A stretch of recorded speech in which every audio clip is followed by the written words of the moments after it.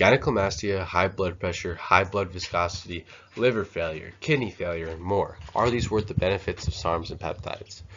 Teenagers and young adults are running to these compounds in hopes of getting steroid-like effects without the downsides. However, all good things come with a cost. The side effects of SARMs and peptides can be just as, if not more, dangerous than any steroid out there. While SARMs and peptides have gained some popularity for their ability to improve muscularity, increase fat loss, and increase recovery, it's important to note the potential side effects, including hormone imbalances and organ stress, before deciding to take these compounds. Now,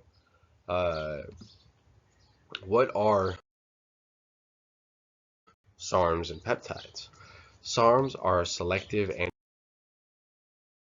androgen receptor modulators. This means that they stimulate and or activate different sex hormone receptors selectively in your muscles and bones rather than in your organs. This is proposed to be safer because you don't risk organ hypertrophy, which is the growth of organs, making the stomach appear bloated, but this is going to put stress on your heart, your organs, and all that. While this is the case, SARMs can affect your organs in different ways than just their androgen receptors. Peptides, Britannica says, are any organic substance of which the molecules are structurally like those of proteins but smaller. This means that they can achieve specific tasks in the body easier than proteins can because it is smaller, therefore making it easier to absorb and break down. The growing popularity of these compounds is also due to the fact that they are legal to buy. So unlike steroids, you have a higher chance of getting what you actually paid for, and you don't have to go around the law. This is very appealing to the mass population. So let's take a look at some of the most popular compounds and what they claim to do. So we have MK677, RAD140, Enclomiphene, and BPC157. MK677, while technically not a SARM and peptide, is usually grouped into this discussion. This increases human growth hormone, or HGH, or GH, because it's a human growth hormone secretagogue. This means that it talks to your pituitary gland and tells you to release more growth hormone. In turn, this makes it so you can put on more lean body mass, gain weight better, have better sleep, and increase your appetite. You can have better protein muscle synthesis to make it so you can build muscle easier. It also it's really good for your hair and your skin. There's a lot of good things that this does. RAD140 is very anabolic. It's a novel SARM that has super strong anabolic effects with low androgen effects. It's even stronger milligram for milligram than testosterone. What this means is you're able to put on more muscle in a similar way to low doses of steroids while not overloading your androgens. Preserving your androgens will make it so you don't have typical steroid-like effects like acne, oily skin, bloating, and if you're a woman, essentially turning into a man, growing your Adam's apple, getting a deeper voice, just looking more like a man. There are other things, but we're going to keep this PG. Enclomiphene, it increases your natural testosterone production. So you don't have to inject anything. It makes it so your testosterone increases by itself, and it also increases your sperm count. So this is prescribed to men with low testosterone or low sperm count, usually as its counterpart, clomiphene citrate, but this is a component of that. It's important to note that none of the compounds we're talking about today are approved by the FDA due to lack of long-term research and long-term side effects. But we can have a pretty good understanding of what's happening. in the long term, just from people's testimonies and what we have found in case studies. And BPC 157 is a super healing compound. It's a peptide made from gastric juice, so it's already in you. And it has been demonstrated to promote healing in different tissues, including skin, muscle, bone, ligaments, and tendons. It's usually paired with TB500, which reduces inflammation, and ipamorelin, which increases healing specific zones of GH secretion and improves bone health. All together, this is called the Wolverine stack. So BPC 157, TB500, and ipamorelin. Due to its super healing abilities. I've seen someone take this Wolverine stack after a full patella tendon tear, which is the tendon on your knee, and be able to hit legs 3 months later. I saw a very popular guy, Mikey, one of the Trent twins, Manic Mike, you can refer to him. He had a full pec tear, and he's able to hit bench press 4 months after it. This is unheard of. So it has very, very, very strong effects.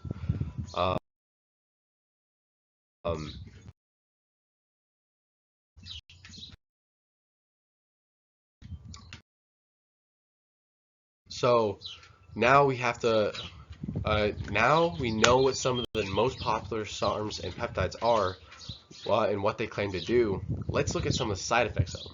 Each of these compounds have had numerous studies on them, and many people have done that and shared their experiences. Through these, we can assess the risk before deciding whether to take them or not.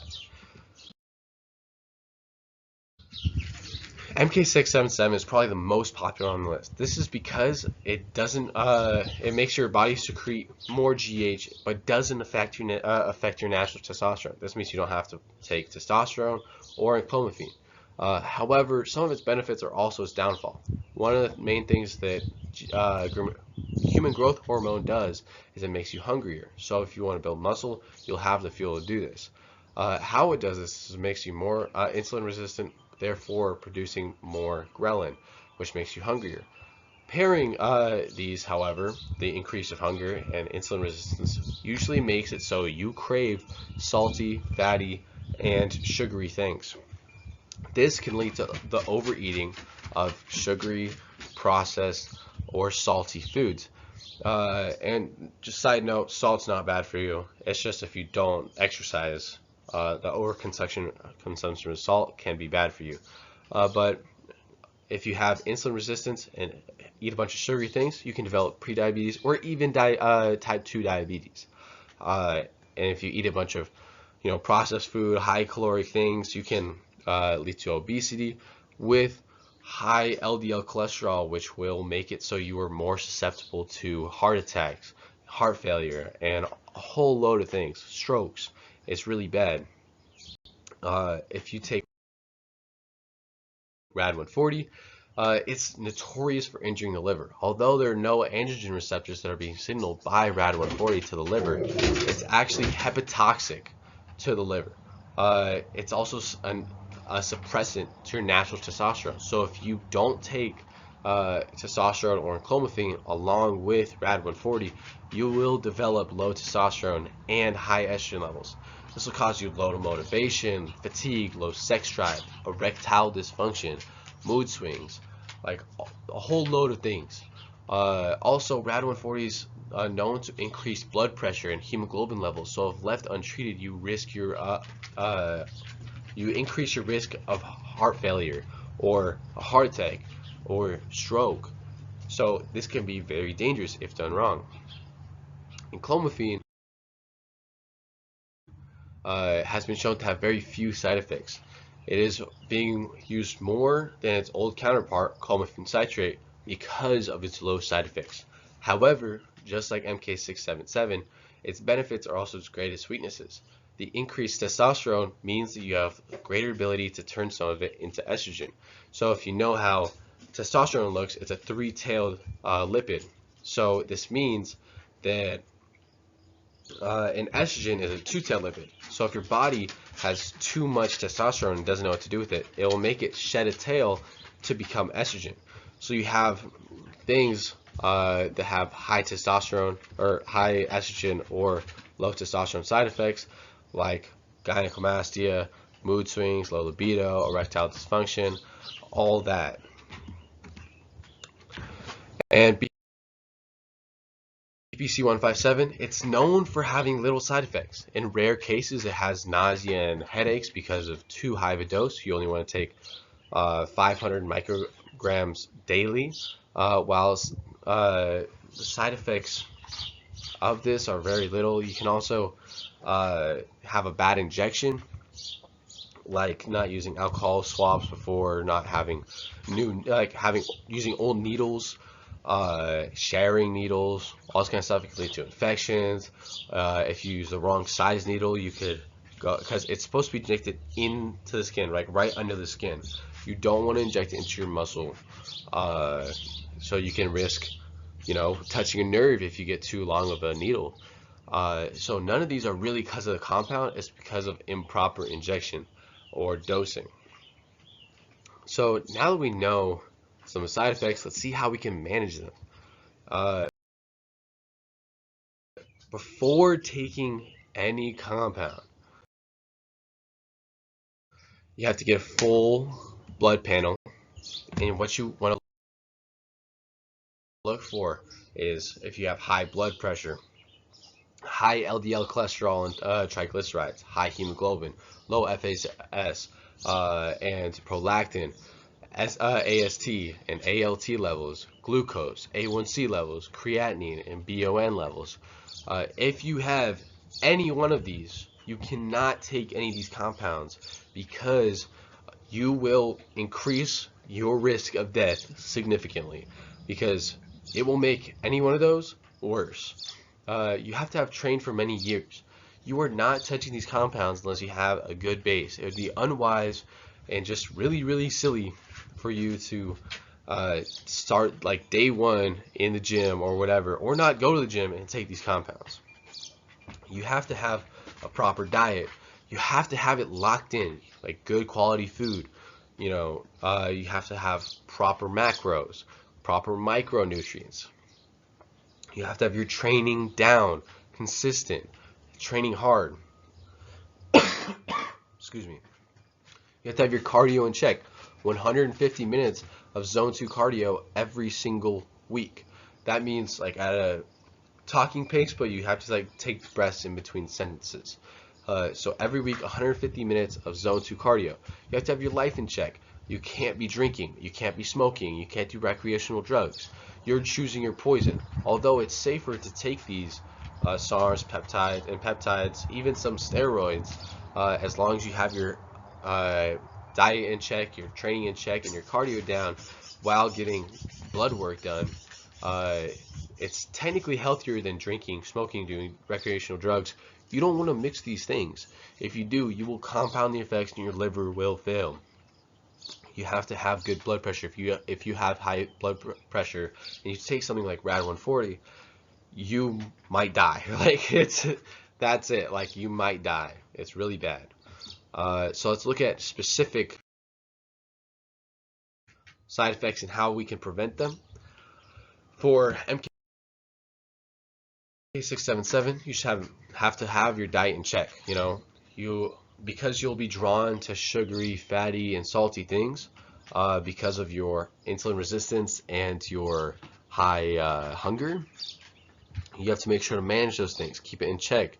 You're going to have to avoid those sugary beverages, desserts.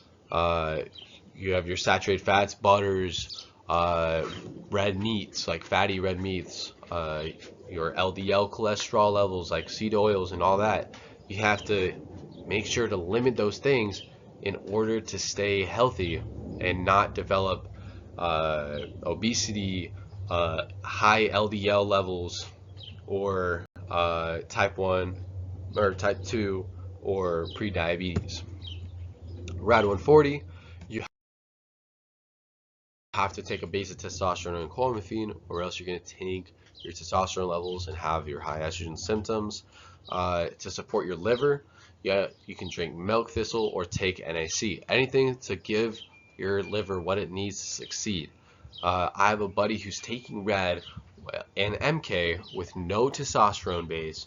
He's drinking still, and I'm pretty sure he does some recreational drugs, and he is showing signs of liver failure at 19 years old. This is what people who are reckless and negligent to their needs and what people say to them can happen. This guy will probably not make it past 25 if he makes it to 20. So this is very, very bad. Enclomiphene, you have to take a DIM or an estrogen blocker so that you can control your estrogen levels, because you don't want to have your low testosterone effects or side effects and high estrogen side effects, like your gynecomastia, your mood swings, all that kind of stuff.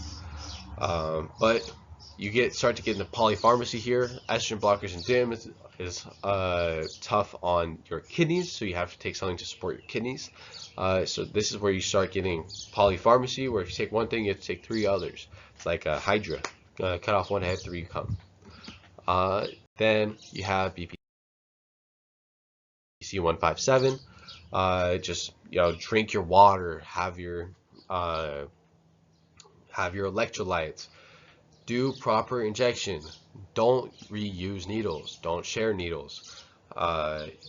You can don't overdose on it. Keep your dosing right.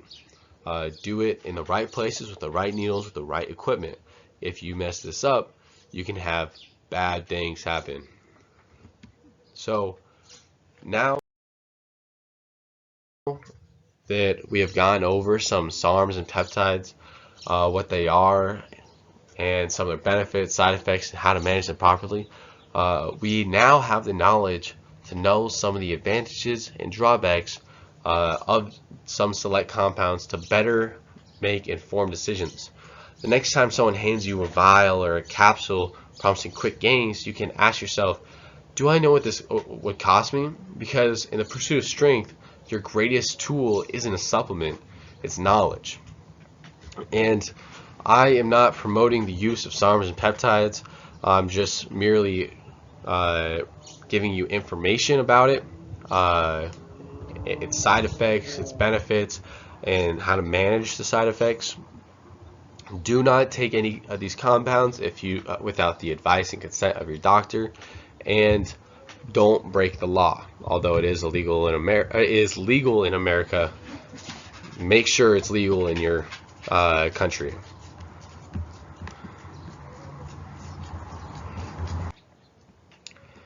And here's my works cited. There's a lot.